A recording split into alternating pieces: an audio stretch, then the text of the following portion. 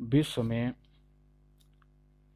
ईंधन की क्या स्थिति है उसके बारे में जानेंगे और ये कितने समय में खत्म होगी, इसका कितना उपयोग हो रहा है इसके बारे में भी हम जानेंगे। ग्लोबल फॉर फ्यूल रिजर्व, विश्व में फ्यूल कितनी मात्रा में खपत हो रही है और फ्यूल कितने समय में समाप्ति की ओर अग्रसर होगा, इस विषय को जानने के लिए विश्व में उपलब्ध फ्यूल सोर्स को निम्नलिखित बिंदुओं में जानेंगे। जीवाश्म ईंधन। जीवाश्म ईंधन मुख्यतः 5 प्रकार के होते हैं, जिसमें से कि पहला कोयला। विश्व में कोयले की उत्पादकता को देखते हुए यह कहा जा सकता है कि 2000 तक कोयले की उत्पादन 11.8 इंटू 10⁶ मीट्रिक टन हुआ है। रूस, चीन, अमेरिका में लगभग विश्व का 70% कोयला भंडार सुरक्षित है।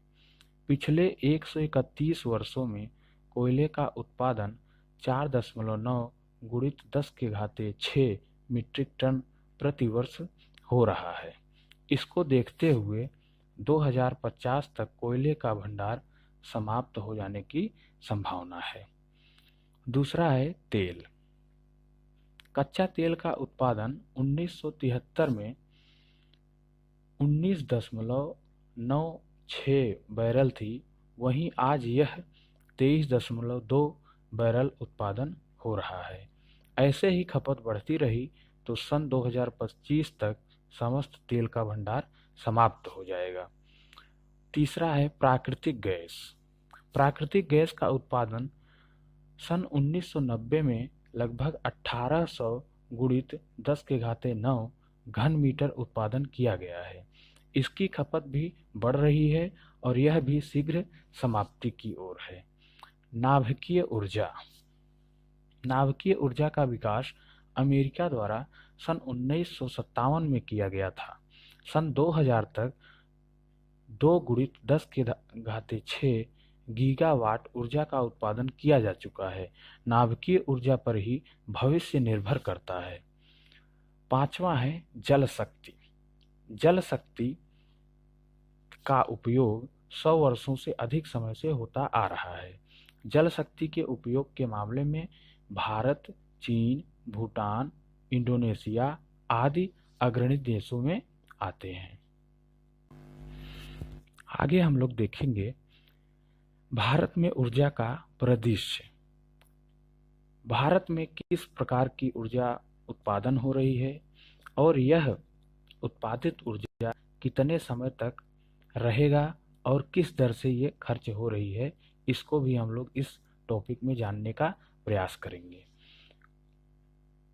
भारत में ऊर्जा का सबसे अधिक उत्पादन कोयले से होता है। कोयले से ऊर्जा का उत्पादन 55% तक होता है। प्राकृतिक गैस से ऊर्जा का उत्पादन 13% तक होता है और तेल से ऊर्जा का उत्पादन 17% तक होता है। अगर भारत में कोयले की स्थिति की बात की जाए तो भारत में कोयले का भंडार पूरे विश्व में कोयले के भंडार का लगभग 8.6% है। आज के उत्पादन के हिसाब से 230 साल बाद कोयला भारत में समाप्त हो सकता है। भारत दुनिया में कोयला उत्पादक का चौथा सबसे बड़ा देश है। कोयले का उत्पादन भारत के आंध्र प्रदेश, उत्तर प्रदेश, बिहार, मध्य प्रदेश, महाराष्ट्र, उड़ीसा, झारखंड, पश्चिम बंगाल आदि राज्यों में किया जाता है। भारत में तेल की बात की जाए तो तेल से किस प्रकार की ऊर्जा उत्पादित हो रही है, कितनी ऊर्जा उत्पादित हो रही है और ये कब तक भारत में उपलब्ध रहेगा, इसको भी हम लोग जानेंगे। भारत में तेल का भंडार पूरे विश्व में तेल के भंडार का लगभग 2016-18 में 0.9%, 2008 और 9 में 0.63%, 2017-18 में 4.46% था। भारत तेल उत्पादक देशों में अपना स्थान शीर्ष 10 देशों में रखता है। भारत में तेल भंडार सन सन 2070 तक समाप्त होने की संभावना है। भारत में तेल का उत्पादन मुंबई, असम तथा गुजरात में किया जाता है। अब देखेंगे भारत में प्राकृतिक गैस की स्थिति क्या है। भारत में प्राकृतिक गैस का उत्पादन 2019 तक 40,380 मिलियन क्यूबिक मीटर है। इसके साथ भारत प्राकृतिक गैस के उत्पादन में विश्व में 22वें स्थान पर है। परमाणु ऊर्जा के क्षेत्र में भारत में क्या स्थिति है? भारत के ऊर्जा उत्पादन में परमाणु ऊर्जा 2.4% की हिस्सेदारी रखता है। विद्युत ऊर्जा, पूरे भारत में विद्युत ऊर्जा उत्पादन करने की क्षमता 2004 में 1,12,580 मेगावाट थी। धीरे धीरे विद्युत ऊर्जा के उत्पादन में बढ़ोतरी हो रही है। अब हम दूसरे टॉपिक के बारे में बात करेंगे, जिसमें जलवायु पर ऊर्जा उपयोग के क्या प्रभाव पड़ते हैं, इस पर बात की गई है। ऊर्जा का उपयोग करने से जलवायु में परिवर्तन की समस्या उत्पन्न हो रही है। जैसे जैसे समुद्र के स्तर का बढ़ना, मौसम में परिवर्तन, बाढ़, सूखा तथा तूफान इत्यादि, इस प्रकार की सभी परिवर्तन का कारण ग्रीन हाउस गैस उत्पन्न होना होता है,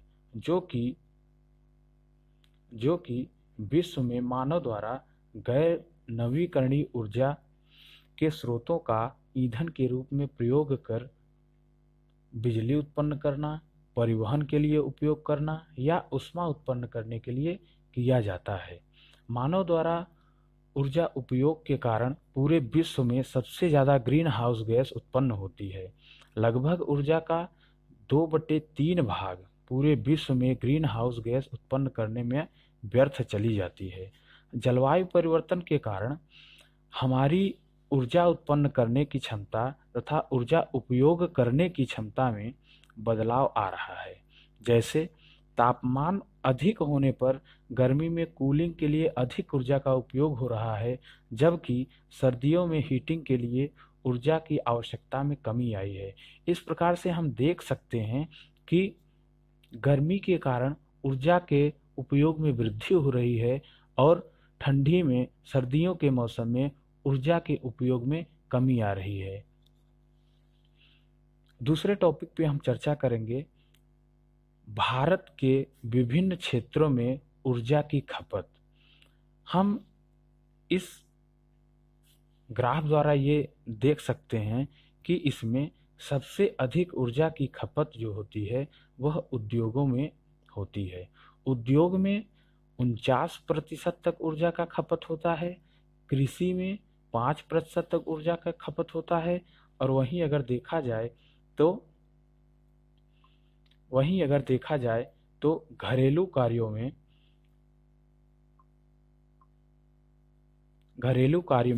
10% तक की ऊर्जा की खपत होती है। परिवहन में 22% तक की ऊर्जा की खपत होती है और अन्य ऊर्जा की खर्चों में 14% तक की खपत पाई जाती है। इस प्रकार से हम देख रहे हैं कि ऊर्जा का विभिन्न क्षेत्रों में उपयोग जो है बढ़ा है।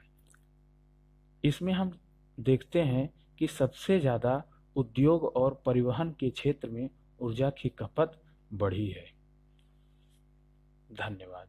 ऐसे ही वीडियो देखने के लिए आप हमारे चैनल को सब्सक्राइब करिए, लाइक करिए और अपने दोस्तों के साथ शेयर करिए। धन्यवाद।